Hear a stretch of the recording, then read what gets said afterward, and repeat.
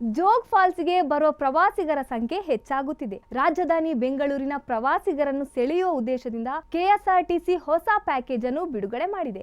ಈ package July 19 ಶುಕ್ರವಾರ ಮತ್ತು 20 ಶನಿವಾರ 2 ದಿನಗಳ ಕಾಲ ಪ್ರವಾಸಿಗರನ್ನು ಕೆಎಸ್ಆರ್ಟಿಸಿ ಬಸ್ ಕರೆದೊಯ್ಯಲಿದೆ. ಇನ್ನು ಪ್ಯಾಕೇಜ್ ದರ ಒಬ್ಬರಿಗೆ ₹3,000 ನಿಗದಿ ಮಾಡಿದೆ. 6 ರಿಂದ 12 ವರ್ಷದೊಳಗಿನವರಿಗೆ ₹200 ಡಿಸ್ಕೌಂಟ್ ಇರಲಿದ್ದು ₹2,800 ನಿಗದಿ ಮಾಡಿದೆ. ಇನ್ನು ಕೆಎಸ್ಆರ್ಟಿಸಿ ಬಸ್ ನಿಲ್ದಾಣ ಮೆಜೆಸ್ಟಿಕ್ನಿಂದ ಈ ಬಸ್ ರಾತ್ರಿ 10:30ಕ್ಕೆ ಹೊರಡಲಿದ್ದು ಬೆಳಿಗ್ಗೆ 5:30ಕ್ಕೆ ಸಾಗರ ತಲುಪಲಿದೆ. ಬೆಳಗ್ಗೆ 7ರ ತನಕ ಹೋಟೆಲ್ನಲ್ಲಿ ಫ್ರೆಶ್ ಅಪ್ ಆಗಲು ಸಮಯವಿರುತ್ತದೆ.